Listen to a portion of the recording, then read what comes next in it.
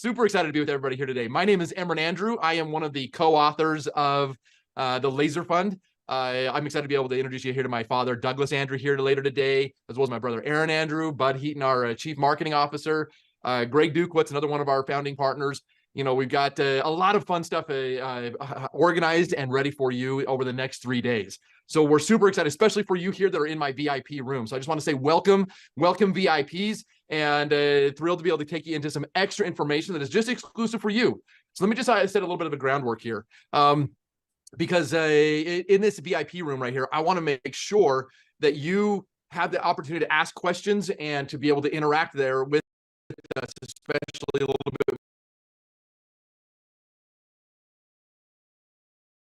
more so when we get in the general session. People may still be typing in questions, stuff like that in the general session. We may try to address those, but what I really want to do is, especially here for you and for my VIPs, is to ensure that you get it. Right. One of my mentors in life, always ask that question, what takes the time in learning? And he would always say, it's not getting it. And so really the purpose here, especially in the VIP room, is to help you get it.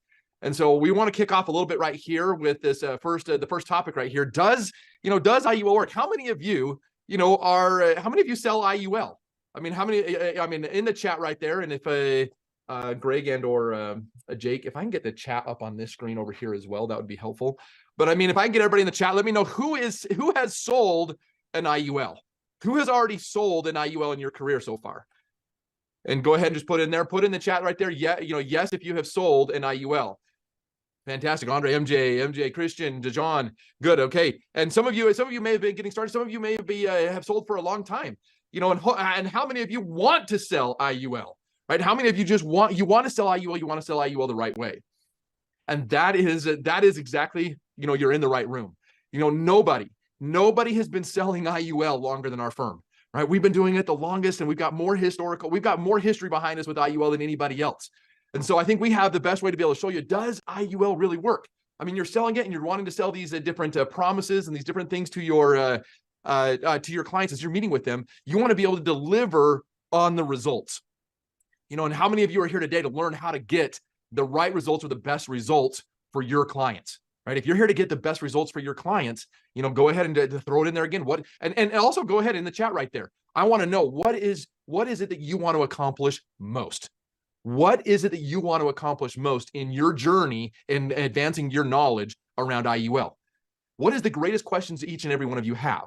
Because if we can get you those deeper knowledge, if we can provide a pathway or a way for you to be able to master that knowledge for for IUL, you'll be able to gain that, sell with confidence on delivering.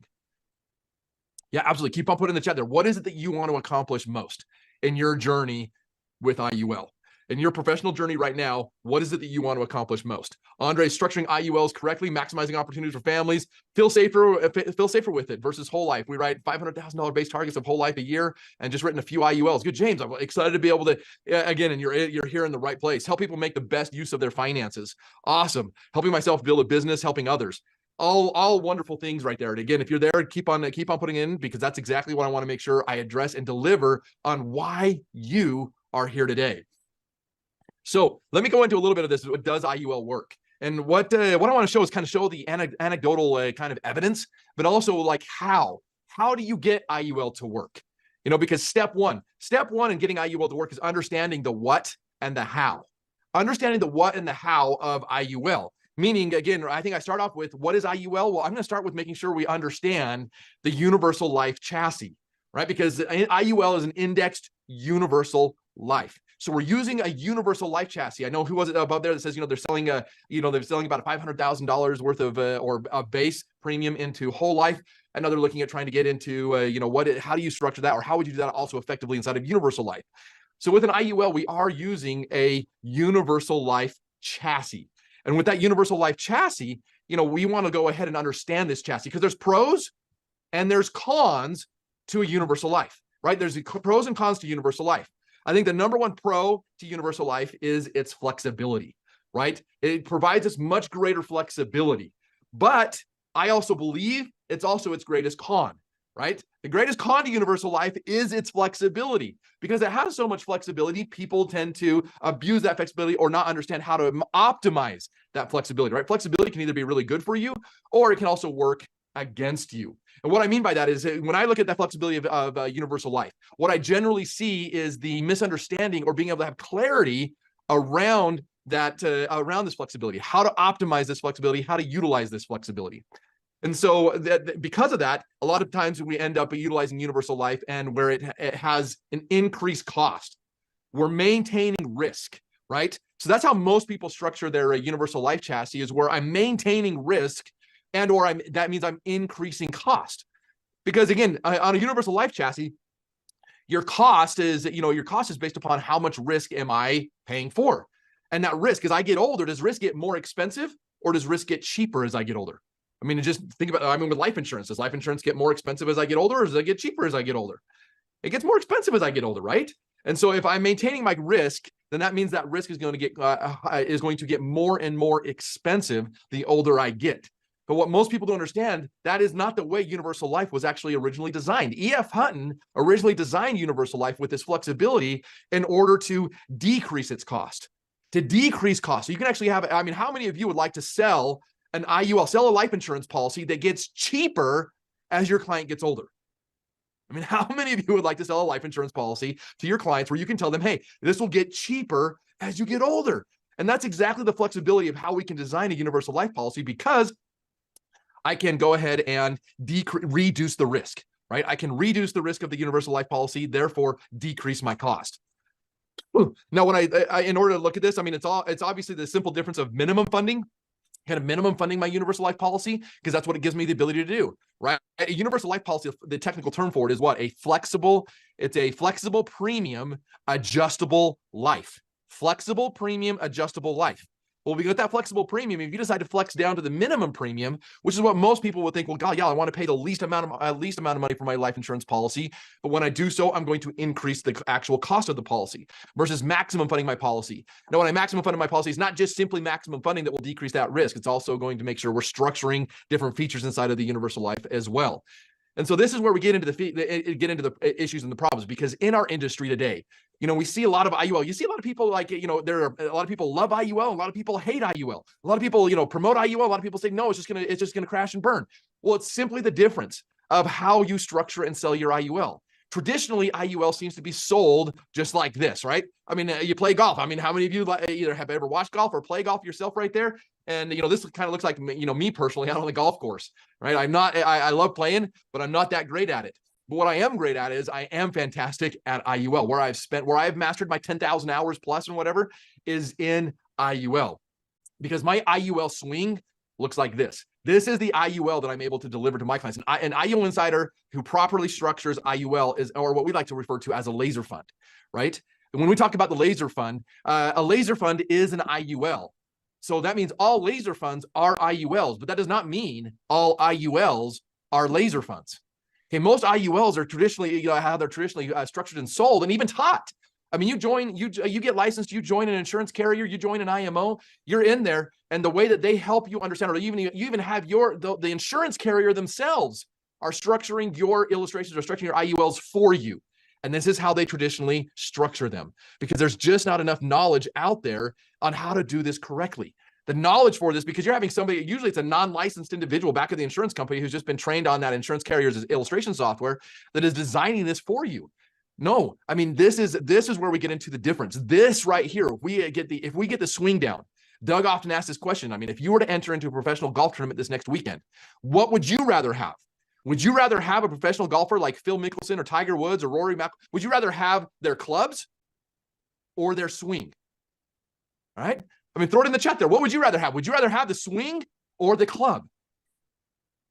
Because oftentimes, most people come to us. Andre's got it, the swing. Brent's got it, the swing, right? What do you want? Do you want the swing or the clubs? Because so many times people come to us and they ask us, who is the best carrier? Who has the best product? What insurance company has the best product? In fact, by raise of hand, how many of you are wondering that exact same question? Who has the best product out there? Right? That's like most people, that's what they're thinking about. That's what they want to know. They want to know because they figure if I have the company and I go out and sell the best product out there, then that means I've won. No, who has the best club? Does Nike have the best club? Does Callaway have the best club? Does Ping have the best club? Who has the best club out there? Right? They're all great clubs. In fact, all of them would end up arguing that they have the best club. The club is not the answer. The answer is you. It's the swing. You know, do you have the ability, or do you understand how to swing that club in order to create a laser fund? You know, what I mean by this is here, when we look at this, I often talk about, again, a universal life chassis. The reason why we use a universal life chassis for IUL is because it allows me to have a reducing risk option, right? This is the kind of option you need to be structuring in your overall swing.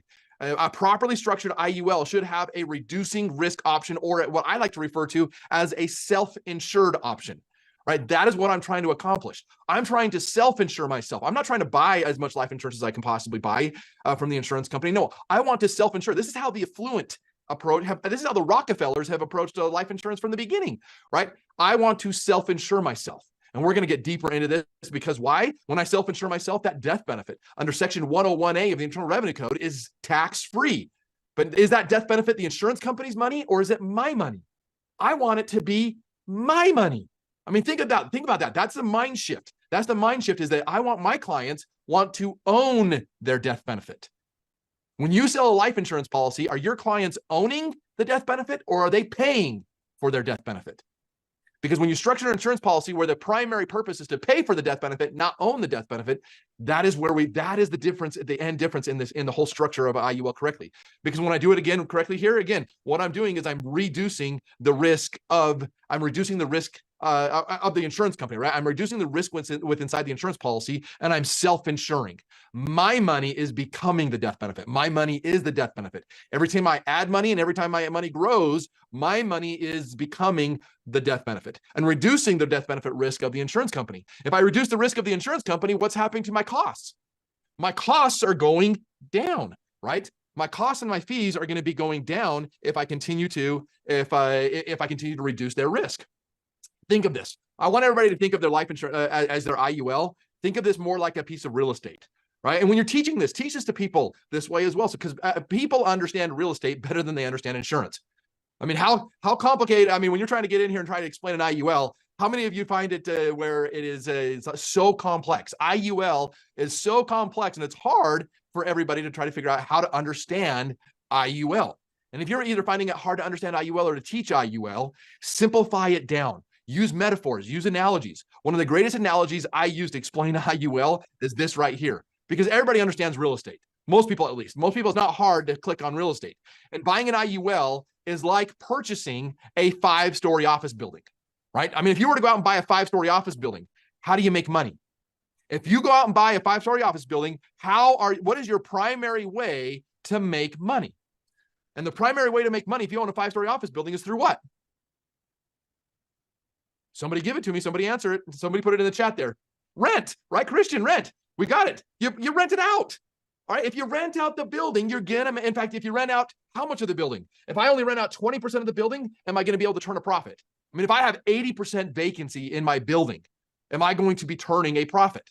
Probably not, right? How do I maximize profits? I maximize profits by having a 100% lease rate. Or in other words, I have no vacancy. Right? I don't have any vacancy. I mean, if I have vacancy, I'm losing rent.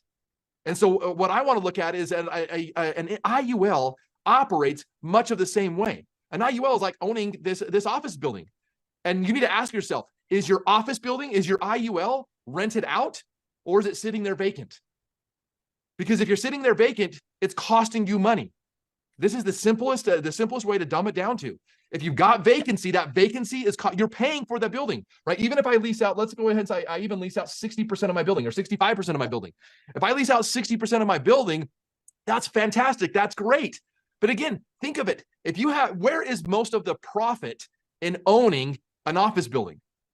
Where is most of your primary profit? Most of your primary profit is in the final 40% of your building. Not in the first 60%. The first 60% is establishing your finances. It's helping you cover the cost of the building, the maintenance, the repairs. It's covering there. And yes, do you have profit? Yes, you got a little bit of profit. You got profit if you get at least out at 60%.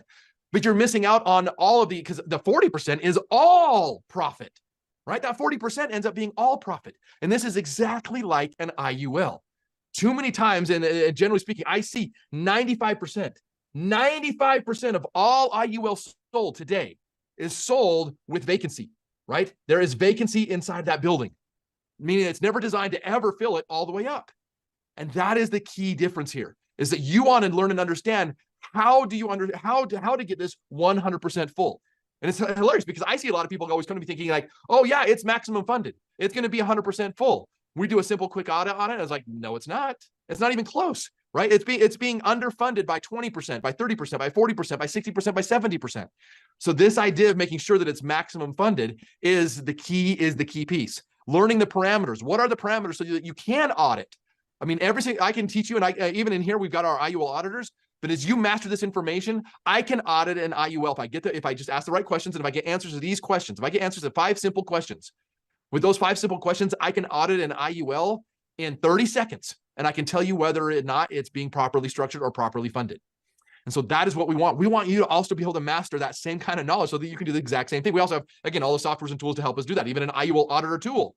I mean, how many of you would like to be able to simply audit an IUL? Put those things in there, click, so that like just I can in 30 seconds, I can hit click, submit, and it gives me all of the audits for an existing IUL on how it's structured. Is it structured correctly? Is it structured wrong? And what are my different? What am I missing? Right? What is the gaps? Right? Not only is it structured right, but what are my gaps? And it's going to be able to display all that for you. And we have that what's called our IUL auditor for all of our for our community here. Step two is also understanding the what and how of indexing. Right? So we have this universal life chassis. And that can be, and I don't care whether that's universal life. What I've taught you so far applies to both universal life, fixed universal life, variable universal life, and index universal life, right? Because they all have the same chassis.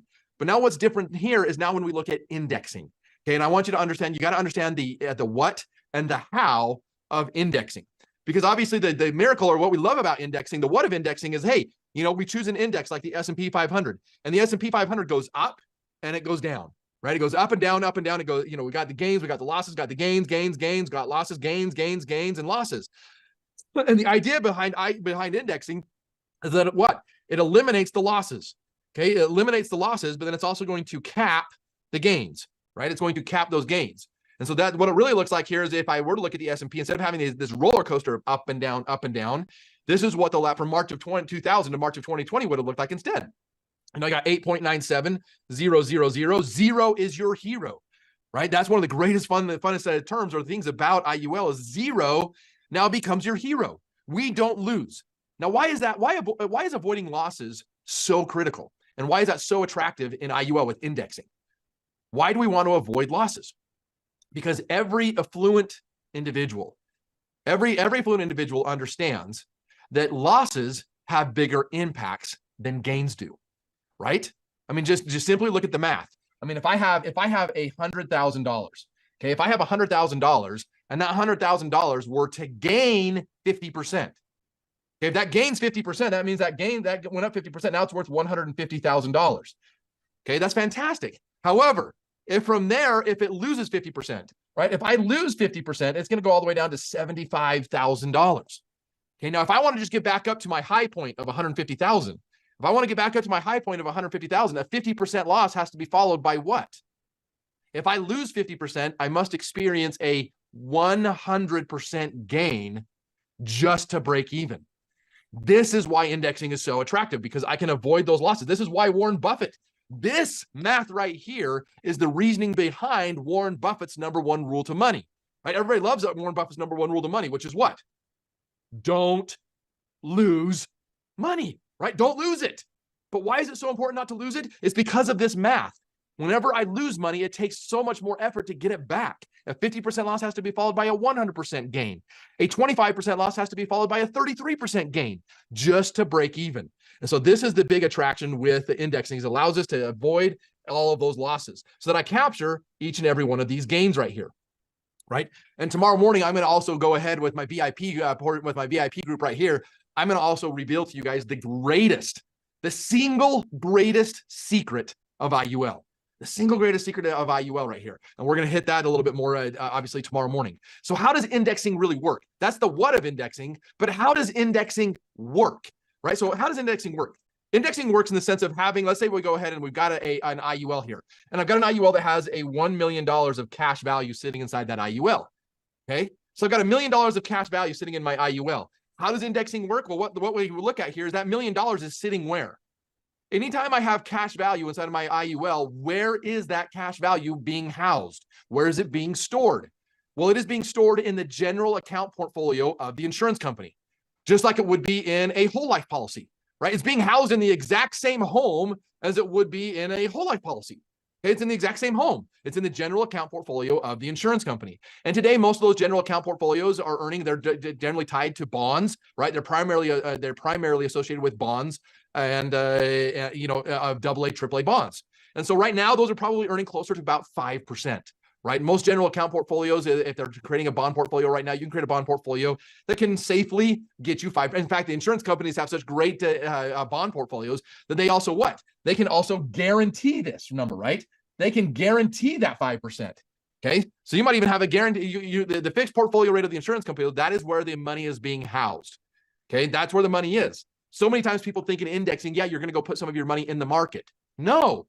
None of the money inside your insurance policy goes to the market. If it went to the market, that's called a VUL, right? If your money goes directly in the market, that's a variable universal life. Your money does not go in the market. Your money stays right here in the general account portfolio of the insurance company. But what the insurance company is going to do is if you have $1 million earning 5%, that means you're going to have what? You're going to have $50,000 of earnings that year, right? We know we're going to get that. It's predictable. The insurance company knows they're going to make $50,000. Okay, so the insurance company knows they're going to be able to make this $50,000. So what they're going to do is they're going to grab $50,000 right now, right? They actually grab $50,000 of their own money. So the insurance company grabs $50,000 of their own money. They're going to get reimbursed at the end of the year with the $50,000 that you're earning inside of the general account portfolio. So that $50,000 right here is earmarked for that $50,000 up there. Okay, that interest earned reimburses what is now going to be known as our options budget. Okay, so this $50,000 right up here now becomes the options budget. And that's what the insurance company is now using. They're not using any of your $1 million.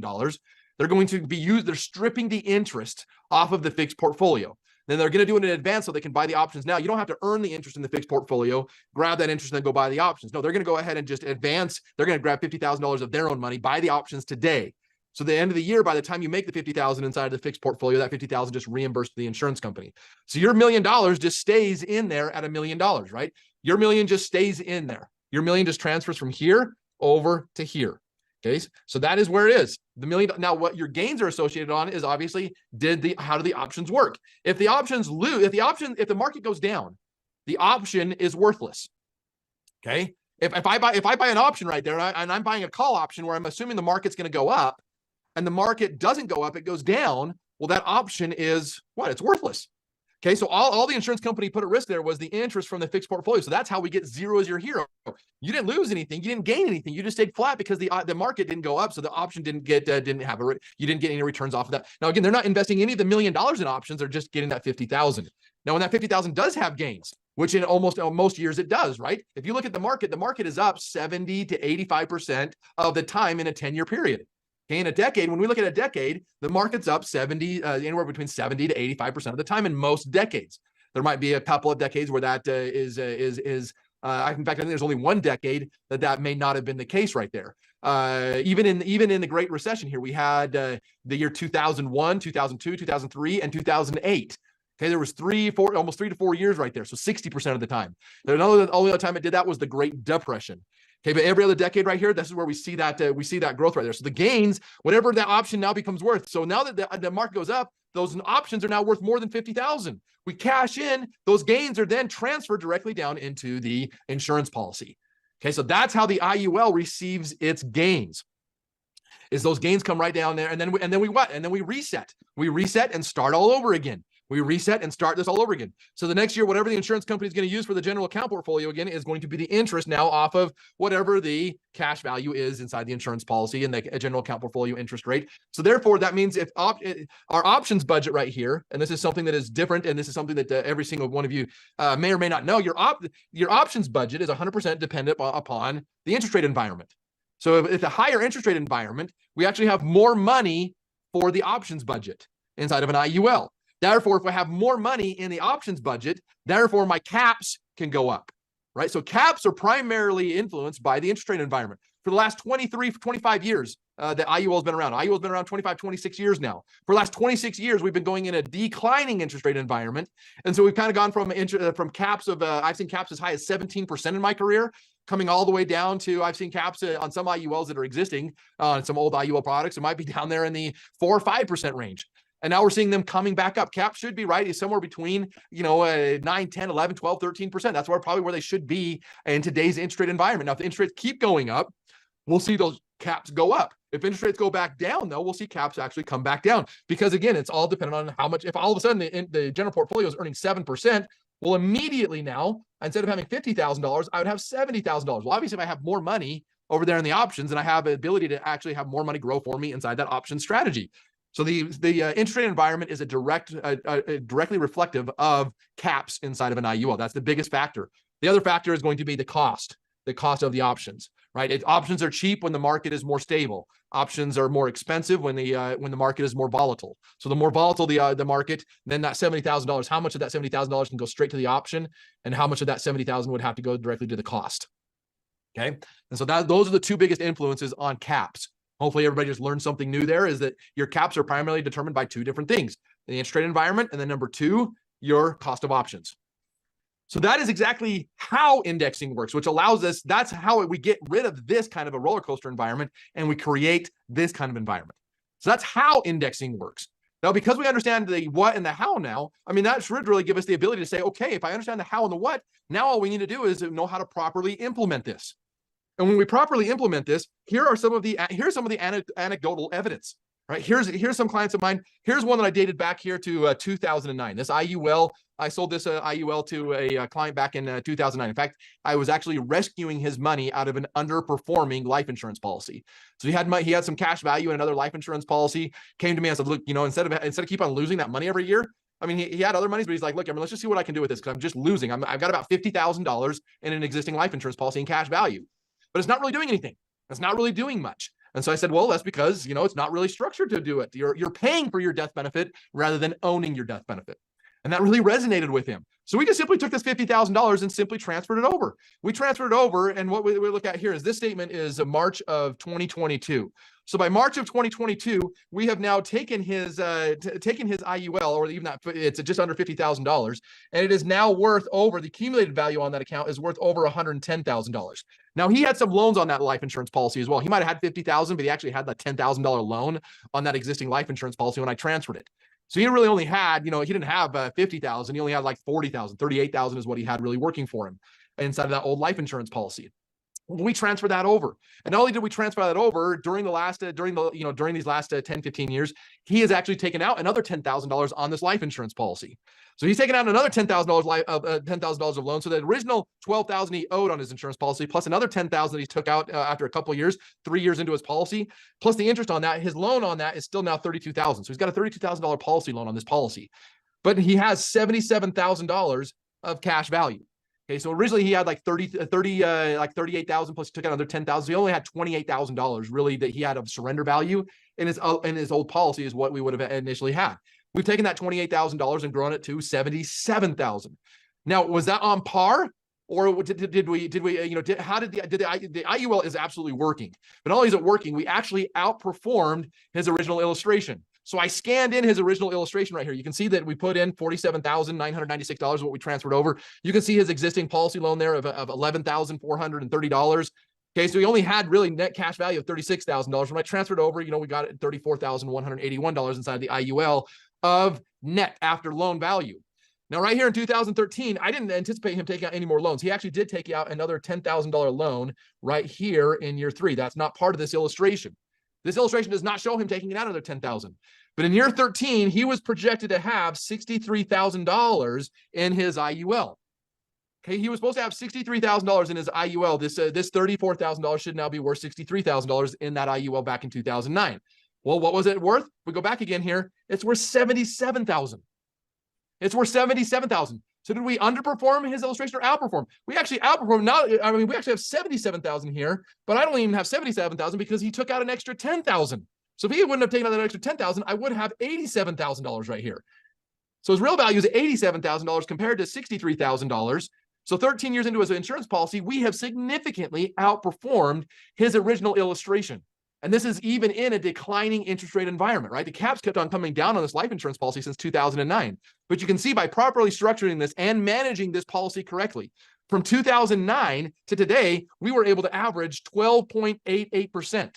Okay, that's not hypothetical.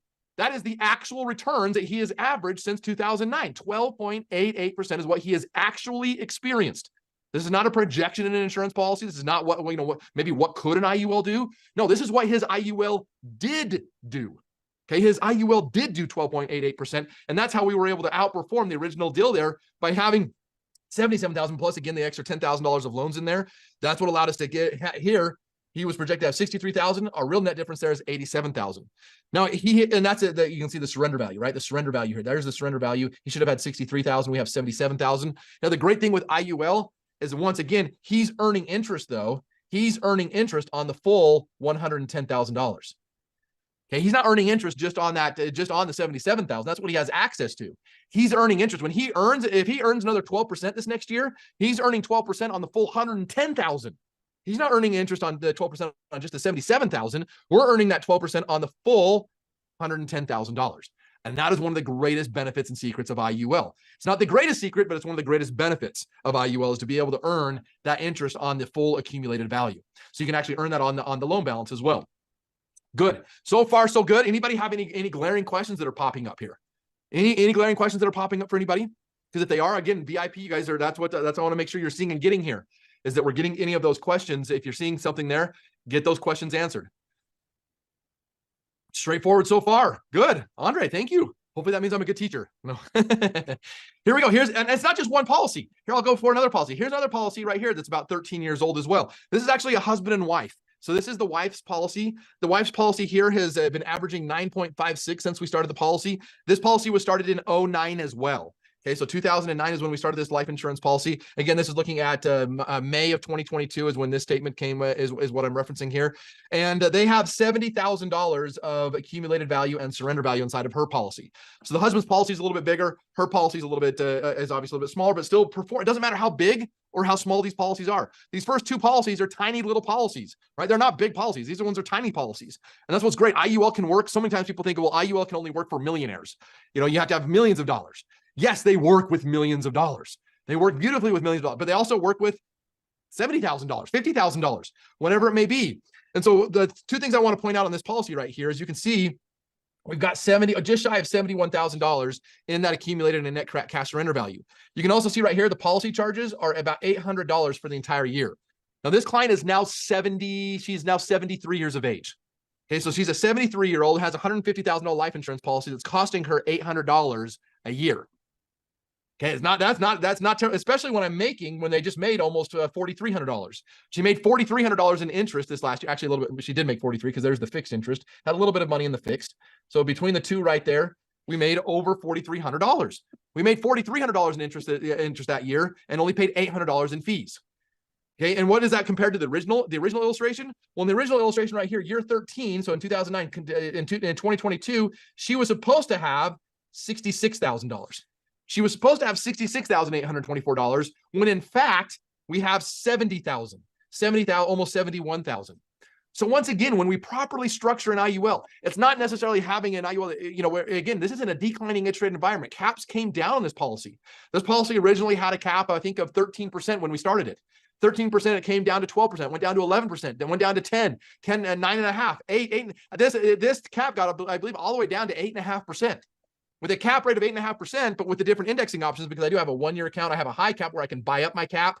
I also have one where I can do a no cap option and where I can do a 5-year option. And each one of those options right here, you can see I've averaged 7.97 in the 1-year account. I've averaged 11.23 in this high cap account whenever I've used it. Whenever I've used the no cap account, I've been able to average as high as 28.8%. And in this 5-year account, we've been able to average 11.25%. Okay, so overall that's what's been able to give us the ability to average that 9.56%. And that gave us the capability to outperform the original projection. The original projection showed that she should have had $66,000, right? She put in $48,000. There's the total amount of money she put in. She put in $48,000. She was supposed to have $66,000 by year 13, when in fact she has almost $71,000. Okay, here's her husband's policy. Her husband's policy has averaged 9.74%. Almost, they're both the exact same policy, pulled out at the exact same time, had only slightly different allocations here in one, but that's why you can see 9.74 compared to 9.56, almost the exact same overall returns though. But that's a $550,000 life insurance policy. This is, this couple actually has 6 IULs. Okay, these are just 2 of their 6 IULs that they have. So out of this is 1/3 of his IULs. He's got $300,000 in that account. Okay, you can see this last year he made $36,000 in interest and paid $3,000 in fees. His policy charges were $3,000. Now, how does that compare though? Again, if we look at his original illustration right here, his original illustration, year 13 is where we're supposed to be at. $283,000 is where we were projected to be at. He's at $299,000. So although we were projecting him to be at 283, he's at 300. Now, are we going to outperform our projections on every single one of our IULs?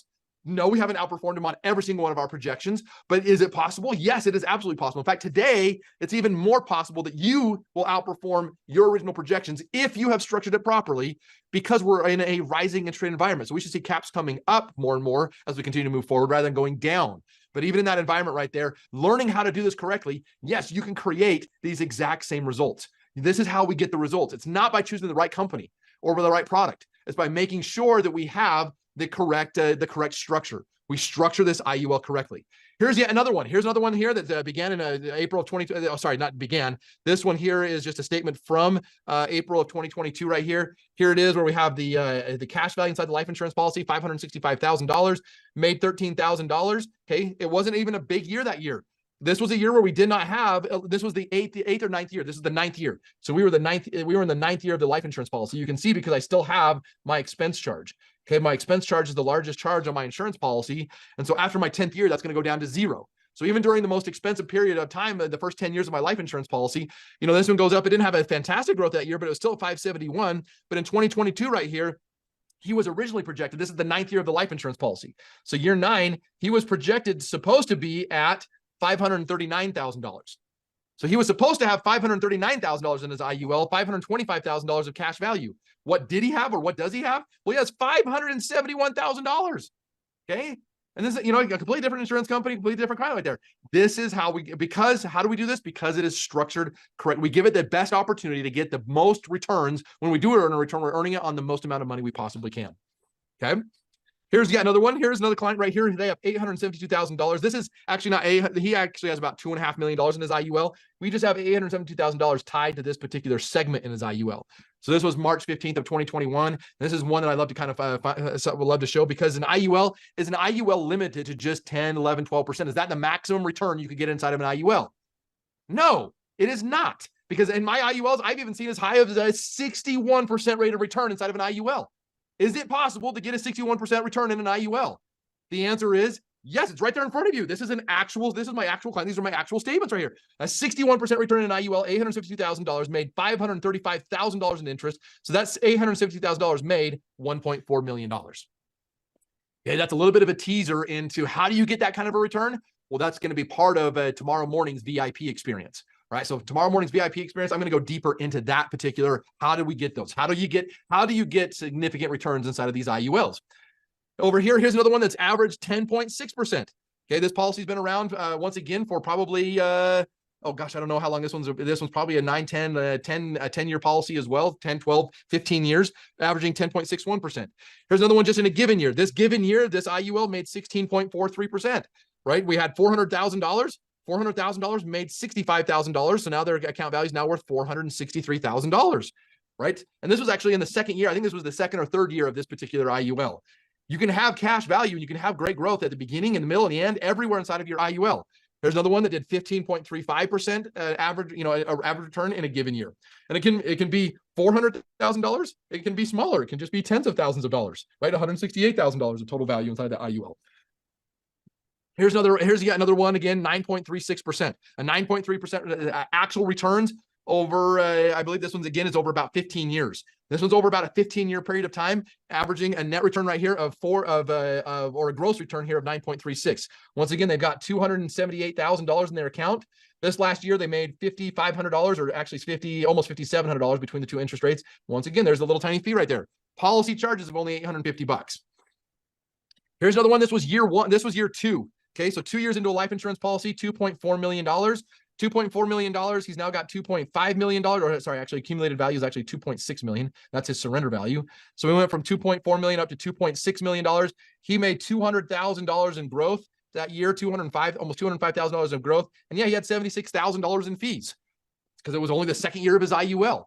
The first couple of years of your IUL, when you're trying, I mean, when you own an office building, what's the most expensive year of owning your office building? It's the first year. It's the first year, then the second year, then the third year. Every year you own that office building, it gets cheaper and cheaper and cheaper every year you're in it. But here again, inside this IUL, when I structure it right, I give it the opportunity, even in the early years, to earn way more than even what it's costing me. That is possible. That is absolutely possible. So if you want to learn, if you want to see more of these, if you want to see more anecdotal evidence, you should go in and check out our my dad's YouTube channel. If you haven't already subscribed to that YouTube channel, get in there. But there's also a playlist. There's a playlist that we have entitled, Does IUL Work? Right? Does IUL work? You can go ahead and look up that playlist inside of there, and we will continue to add. I mean, we did an initial blitz on this and added like 10, 15 videos on there. Our goal is to then add another 10, 15, another 10, 15, another 10, 15. Eventually, as I find the time, because this is just extra, this is just us giving back to the community. It doesn't really do anything for me. I know it works. My clients know it works. They know it works. But for you, for the community as a whole right here, this is one way that we are really trying to give back so that you can have something in your reference that you can reference back policies, because maybe you don't have policies that are 5 years old, 10 years old, 15 years old, 20 years old, and even 25 years old, right? Maybe you haven't been selling IUL for as long as we have. In fact, I don't think anybody has. Nobody's been selling it longer than we have. So this is a way for us to continue to give back to the community right here. So you can have this as a reference of showing, is there evidence out there that exists that shows that IUL actually works? And yeah, we've been hoarding this. This has been our little secret, right? We know how it works, and we're one of the only ones that have evidence that it does work, right? We've got evidence upon evidence upon evidence upon evidence. And this is us now trying to get back out here and sharing this with the entire community at large. So I encourage everybody to jump in there and look in and see that. So what is, a couple of other questions popping up. Greg, I don't know if you've been monitoring there, but we've got a couple of, just a couple of minutes before as some of the general session maybe now joining us here. But as they're joining us right here, let's go ahead and just address a couple of questions. And Andre, how is this cap determined? Okay, again, your cap is determined. And Andre, I don't know if you missed a part of the VIP session right in there, but as part of that VIP session, we talked, we kind of showed, what is the cap? How are the caps determined? And so, we covered that in the earlier portion right there, but they're determined primarily by, the interest rate environment. Higher interest rate environment means higher caps. Lower interest rate environment means lower caps. So that's the number one influencer on caps, is the interest rate environment. The second influencer on caps is going to be the cost of options, because with indexing, we're using this option strategy right here. So in a high volatility market, the cost of options is going to be higher. So therefore your cap is going to be lower. In a more moderate or a low volatile market, your cost of options is very cheap. And so therefore you're going to have a higher cap with that. And that refers to not only caps, but that also refers to participation rates as well. So participation rates as well. A lot of times you'll see with these low volatility indexes, a lot of you probably have a lot of your insurance carriers love, and they're trying to promote and push these low volatility indexes, these proprietary low volatility indexes. And the participation, they don't have any caps. There are no caps on those. But what they do is they adjust the participation rate. And right now we've seen a big boost in participation rates. Like some of you might be able to see IULs that have a 230% participation rate, right? So you can get 2.3 times whatever that index does, right? You're getting like a multiplier of 2.3. And that participation rate is affected exactly by the exact same influences that I just gave you, the interest rate environment and the volatility of the market. The lower the volatility of the market, the higher the participation rate. The higher the interest rate environment, the higher the participation rate. So Andre was specifically asking, you mentioned that 61%. He was wondering what that was about. Okay. Andre, you want to know how we get that 61%? How is that determined? Well, you're in VIP. That is going to be, I'm going to talk about that and reveal that in depth tomorrow morning in tomorrow morning's VIP session. So that's part of showing the greatest secret. If you want to know and understand the greatest secret of IUL, how to get that 61, and I'm not going to stop at 61%. I'm going to show you an IUL that did over 150% return in 1 year. Did over 150% return in 1 year, right? So if you want to see that and understand that, and not only the 61%, how to get all that, we're going to show the greatest secret of IUL in tomorrow morning's VIP session. So I'll answer that tomorrow morning. Good. Any other questions that popped up? Christian's got one. Is indexing credited once a year if someone is contributing monthly? For example, if someone pays $10,000 in December, $10,000 in January, et cetera, do they get one credit for all, or do they get credited for each month segment? Christian, excellent question. Okay, and when you're looking at this really actually has to do with your insurance carrier. So most insurance carriers offer multiple sweep date or maturity dates, meaning that you can dollar cost average your account balance. So when I showed you when I showed that one that had $800,000 in the month of March, well, that was just his money in his IUL that was tied to the month of March. So yeah, he had multiple maturity segments. There was another statement in there that I was looking at there, right there with another insurance carrier, where they don't offer multiple maturity segments. It's only on the anniversary date of the insurance policy. So what they do is they prorate. So if you pay premiums during the year, they prorate the returns on those particular contributions or those particular premiums based on when you paid those premiums. So if you got like a 12% return for your policy that year and you put in premiums the month before, well, it would get that premium would get a 12% return for just 1 month, not for an entire year, but a 12% return for 1 month, which is the equivalent of a 1% return annually. Okay, so there's some insurance companies that will do the pro rata and only give you the interest rate on just the one on the anniversary date. Most insurance companies, though, do offer multiple maturity segments. Usually monthly is typically what I normally see. And so you can get up to 12 different maturity segments. So yeah, could you put in money every single month? And basically you have an IUL with 12 sub accounts, because each one of those months has its own indexed return tied to it. And so yeah, the answer is yes and yes. You're going to want to go find out what your insurance carrier offers. What are the features on that particular product? Great. Time for one more question. Then we're going to go ahead and just transition over there and invite the VIPs back. Invite the general session in. Just one more was just what, are we going to learn how to actually structure policies? Are we going to learn how to actually structure? You want the actual secret sauce? Is that what I'm hearing here? You want the actual secret sauce? You're going to get introduced to a lot of the principles there, and Aaron and even Greg are going to go a little bit deeper into this. We're going to give you a lot of the here's and there, a lot of it. I'm not going to be able to cover and be able to teach you exactly the pure areas of how to do it, how to properly design the policy. I know in my VIPs, so all of my VIPs are going to receive my 5 steps to case design. Okay, so the 5 simple steps. So if you want to structure a policy correctly, yes, all of my VIPs are going to get a copy of my 5 steps to case design. So all my VIPs, the answer is yes, you're going to get that. You're going to get those 5 steps. And then you're going to be able to look a little bit deeper in our community. We go deeper into teaching, how to implement those 5 steps. It's a whole mastery, right? The whole idea is an entire mastery around those 5 steps. So that will be coming. That will be coming, and yes, that will be part of that VIP right there. So let me go ahead and let me just quickly transition over here. I just want to transition. Give me just a minute. I'm going to pull up my new PowerPoint here, and we don't need to move it over to the PowerPoint quite yet. But I just want to now just take a moment here and just to thank my VIPs for being here this morning. And now we're going to go ahead and just start our general session.